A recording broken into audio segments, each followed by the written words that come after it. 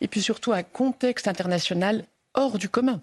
Nous avons la PAC, et je peux vous dire aujourd'hui, très solennellement, aujourd'hui sur CNews, que le gouvernement garantira aux agriculteurs au centime près le budget de la politique agricole commune. Et c'est l'objet d'ailleurs de mon voyage à Bruxelles mercredi. Oh, elle fait quoi la bourgeoise? Elle continue de se foutre ouvertement des agriculteurs. Et j'ai envie de dire, des citoyens en règle générale. Elle te parle de la PAC. Et quand on comprend ce qu'elle raconte, on comprend vite la douille. La PAC, le dispositif européen qui est censé, si on l'écoute, défendre les agriculteurs à coup de subventions. Des subventions, quand on comprend le truc, au profit des grandes fermes-usines, des grandes exploitations et au détriment d'une agriculture locale. Donc, une politique au profit des gros et au détriment des petits. Et, en toute logique, plus on produit en masse, en quantité, tout cela se fait évidemment au détriment de la qualité. Donc, c'est le modèle qui est défendu par la Macronie, on le sait.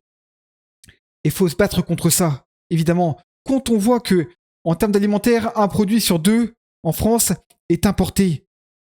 Donc tout ça induit qu'on retrouve un tas de daubes dans nos rayons, sur nos marchés, au détriment de l'agriculture française. Mais elle s'en tape. La bourgeoise qui, je le rappelle, s'était plaint d'avoir sali ses chaussures de haute couture lors d'une de ses premières visites quand elle a été nommée ministre.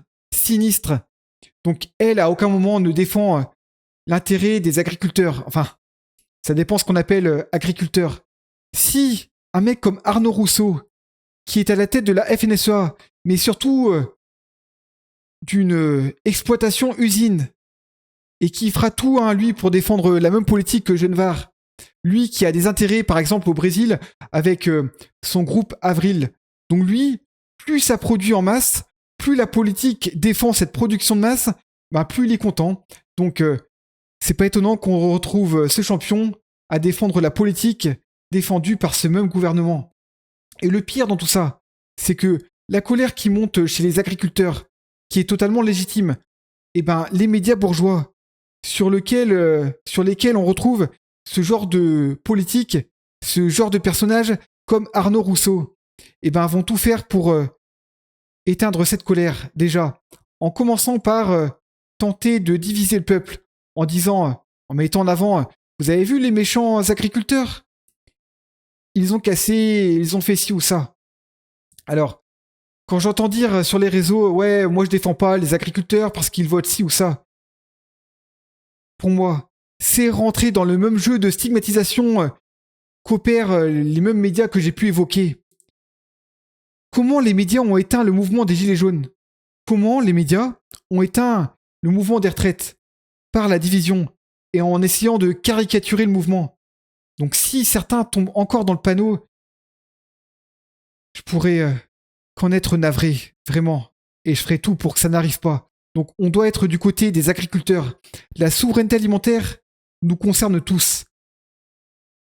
Ça concerne par exemple ce que peuvent manger les gosses dans les cantines. Comme je dis, ce qu'on peut retrouver dans nos rayons, dans nos marchés. Donc, et puis à un moment donné, c'est une question de morale, de dignité.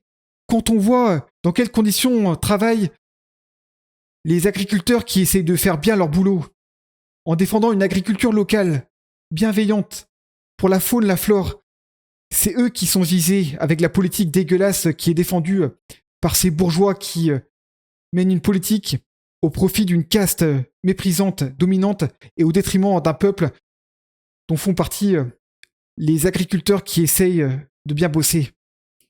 Quand on voit que le bio, par exemple, par ces mêmes politiques, Genvar est attaqué par le biais de coupes de subventions, par exemple, alors qu'on devrait évidemment tendre vers un modèle plus raisonné, durable, et arrêter une concurrence déloyale qui est imposée aux agriculteurs. Donc là, il y a la question de la DNC, de la maladie qui touche les vaches.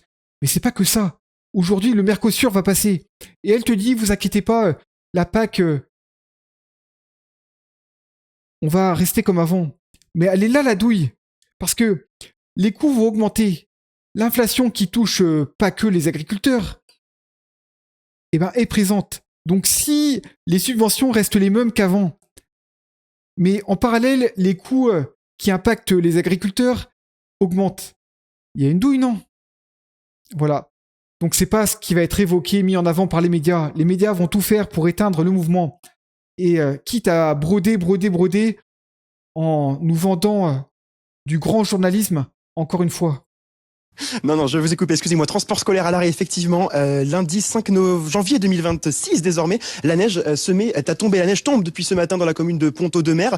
Nous sommes à l'école Hélène Boucher Saint-Exupéry de Ponteau-de-Mer avec Eric Mial. Et Eric, vous êtes le directeur de l'établissement. 172 élèves dans l'établissement. Il n'en manque pas un à l'appel. Pourquoi, Eric?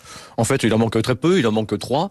Il manque essentiellement les élèves qui sont issus du dispositif Ulysse, qui sont amenés en taxi pour très peu d'entre eux. Donc, il y en a 3 qui ne sont pas là aujourd'hui. Et sinon, tous les autres sont là, puisque l'école, elle est sise dans un quartier, donc on va dire, où il y a des HLM, des immeubles. Donc tout le monde est là. Il suffit de descendre le pied de la tour, le pied de l'immeuble et venir, quoi. Donc on n'est pas du tout impacté par l'absence des élèves. Exactement. Tout à l'heure, à 8h30, quand les portes étaient encore ouvertes, on discutait avec ces parents d'élèves qui nous disaient que, bah ouais, on veut y aller à pied parce qu'en fait, on peut profiter de la neige et revivre, en fait, un petit peu les vacances, quoi. Absolument. C'est un goût de vacances, un goût d'école à la montagne. Et c'est très sympathique. Regardez, donc, les cours, elles sont enneigées et les enfants ont pris le plaisir ce matin en rentrant, donc, de venir et de jouer avec la neige. Voilà ce qui est balancé comme grand reportage sur BFM TV. Pendant que la colère monte chez les agriculteurs. Donc des barrages recommencent à se mettre en place. Un appel à bloquer Paris a été lancé par de nombreux agriculteurs, mais évidemment pas relayé par ces mêmes médias bourgeois. Alors, par contre, parler du froid, on peut le faire évidemment, mais avec un autre biais. On parle du froid, on parle des enfants. Voilà quel genre d'article on peut observer dans la presse détenue par des milliardaires en France. Regardez le niveau d'hypocrisie. On parle du Parisien détenu par Bernard Arnault, le même champion qui a fait tout pour que les maltraitants qui gouvernent actuellement le pays soient mis à la tête de ce même pays, avec ses conséquences ensuite.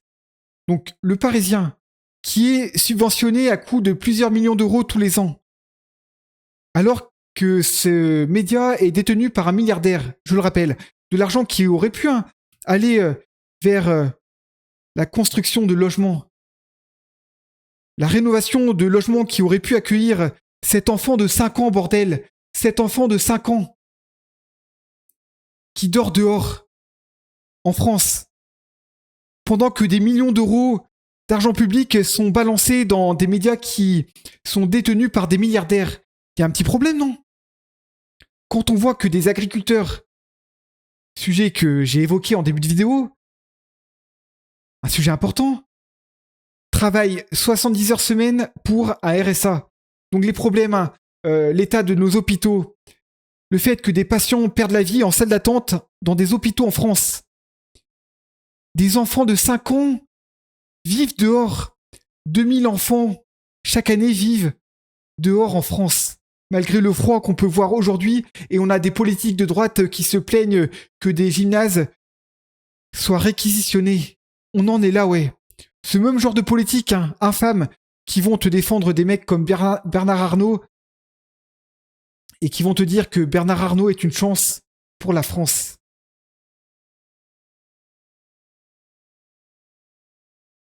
Qui crée de l'emploi, et qui crée surtout de la misère avec la politique qu'il défend, ouais.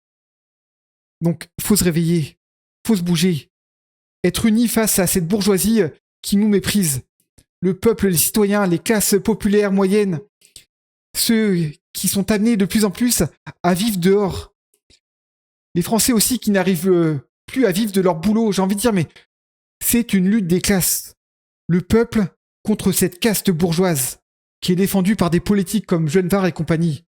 Donc, agriculteurs, ouvriers, artisans, enseignants, chômeurs, demandeurs du RSA, tous, on doit tous être unis et solidaires face à cette bourgeoisie qui s'acharne sur nous.